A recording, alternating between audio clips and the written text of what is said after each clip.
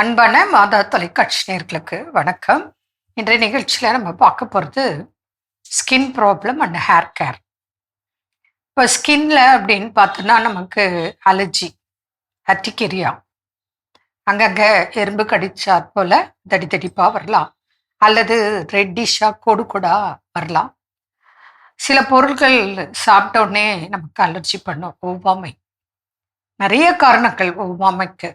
Dust இருக்கலாம், food இருக்கலாம், ஏகப்பட்ட விஷயங்கள். இது வருடக்கணக்கில் இருக்கும். ஆனால் இதுக்கெல்லாம் ட்ரீட்மெண்ட் இருக்குது. தொடர்ந்து எடுத்தால் இதெல்லாம் குணமாகக்கூடியது. பேஷண்ட் கடைப்பிடிச்சா நிச்சயம் பலன் கிடைக்கும். அடுத்தது பார்த்தோன்னா எக்ஸிமா, அப்புறம் சோரியாசிஸ், இந்த மாதிரி ஸ்கின் ப்ராப்ளங்கள். சோரியாசிஸ்லாம் நல்ல ட்ரீட்மெண்ட் இருக்குது, நல்ல குணம் ஆயிட்டு வரும். டென்ஷன் ஆனால் திரும்பி வரும். அதனால தான் நம்ம சொல்கிறது, அமைதியாக இருக்க, பொறுமையாக இருக்க, அவசர ஆத்திரம் கோபம் வேண்டாம், டென்ஷன் வேண்டாம்.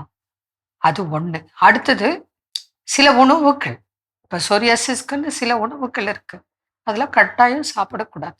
அதனால உங்களுக்கு பிரச்சனை இருக்கா, நீங்கள் புரிஞ்சுக்கிட்டு ஃபாலோ பண்ணணும். இவ்வளோதான். 2 நேரம் குளிக்கணும், காட்டன் ட்ரெஸ் போடணும், அதுக்கப்புறம் மெடிசன்ஸ் இன்டர்னல் எக்ஸ்டர்னல் ஃபாலோ பண்ணணும், டயட்டு ஃபாலோ பண்ணணும். அப்படி பண்ணும்போது உங்களுக்கு படிப்படியாக இதெல்லாம் ஆட்டோஇம்யூன் டிசீஸு, உங்களுக்கு டாக்ஸின்ஸ் வெளியே போகணும்.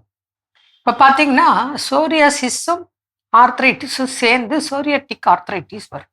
மூட்டு வலியும் சோரியாசிஸும் சேர்ந்து சிலருக்கு வரும். அப்போ நம்ம ஆர்த்ரைட்டிஸ்க்கு உண்டான டயட்டும் சோரியாசிஸ்க்கு உண்டான டயட்டு, மெடிசன்ஸு, ட்ரீட்மெண்ட்டு கொடுக்கணும். உங்களுக்கு எப்படி ப்ராப்ளம் இருக்கோ அதை பொறுத்து. ஆனால் எல்லாருக்கும் ரொமட்டாய்டு ஆர்த்ரைட்டிஸு அப்புறம் சோரியாசிஸ் 2 இருக்கா? இல்லை. ஆர்த்ரைட்டிஸ் மாத்திரம் இருக்கும் சிலருக்கு, சிலருக்கு சோரியாசிஸ் மாத்திரம் இருக்கும். யாரோ சிலருக்கு, பலருக்கு சோரியாட்டிக் ஆர்த்ரைட்டிஸ் 2ம் சேர்ந்து இருக்கும்.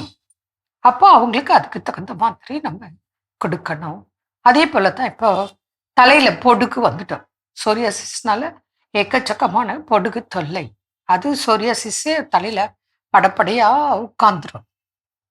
அப்போ அதுக்கு உண்டான ட்ரீட்மெண்ட், அதுக்கு உண்டானது நம்ம கொடுக்கணும். இப்போ உதாரணத்துக்கு பார்த்தீங்கன்னா, நீங்கள் வீக்லி ட்வைஸ் ஆவது தலைக்கு கட்டாயம் அந்த பேக் போட்டு குளிக்கணும். அதுக்கு உண்டான ஆயில் இருக்குது. அந்த ஆயிலை நீங்கள் தலைக்கு அப்ளை பண்ணி நல்லா ஜென்டில் மசாஜ் கொடுக்கணும். அதே போல் டிப்ஸு சொல்கிறேன் பாருங்க. வெந்தயம் இருக்குல்ல, கொஞ்சம் எடுத்துக்கோங்க.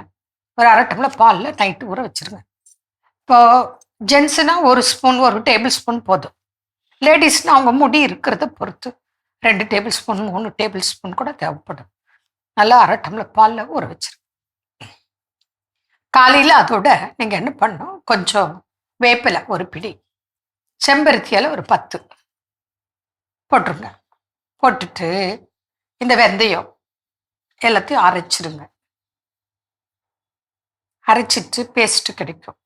அதுக்கு முன்னே நீங்கள் அந்த ஹெர்பல் ஆயில் ஆர் நல்லெண்ணெய் அப்ளை பண்ணி 10 நிமிஷம் ஜென்டில் மசாஜ் கொடுத்துருங்க.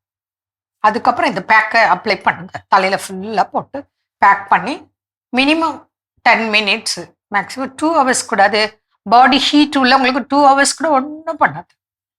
இதே கோல்டு இருக்கும், அலர்ஜி இருக்கும், அவங்களுக்கு 15-20 மினிட்ஸ், ½ அன் ஹவர்லேயே தும்மல் வர ஆரம்பிச்சிடும், ரன்னிங் நோஸ் வரும். அவங்கெல்லாம் நீங்கள் அப்படியே அப்ளை பண்ணி அப்போவே போய் உட்காந்து தண்ணி தெளித்து தேய்ச்சிங்கன்னா அதுவே உங்களுக்கு ஷாம்பு மாதிரி இருக்கும். நீங்கள் அப்ளை பண்ணும்போதே உங்களுக்கு ஒரு சில்னஸ் தெரியும். அந்த தலையில் அரிப்பு, வலி அதெல்லாம் சரியாக்கும். நல்லா ஃபீல் பண்ணுவீங்க. அப்புறம் தண்ணி தெளித்து தேய்ச்சிங்கன்னா அதுவே நேச்சுரல் ஷாம்பு, அதுவே ஹெர்பல் பேக், அதுவே உங்களுக்கு பொடுகுக்கு மெடிசன், எக்ஸ்டர்னல் மெடிசன். அப்புறம் நல்லா ஹேர் வாஷ் பண்ணுங்க. இப்படி வீக்லி ட்வைஸ் ஆர் த்ரைஸ், அது நோயின் தாக்கத்தை பொறுத்து. அதே போல் சில ஹேர் பேக்கு கூட நாங்கள் தயார் பண்ணி கொடுக்குறோம். அது கூட நீங்கள் அப்படியே அப்ளை பண்ணிக்கலாம்.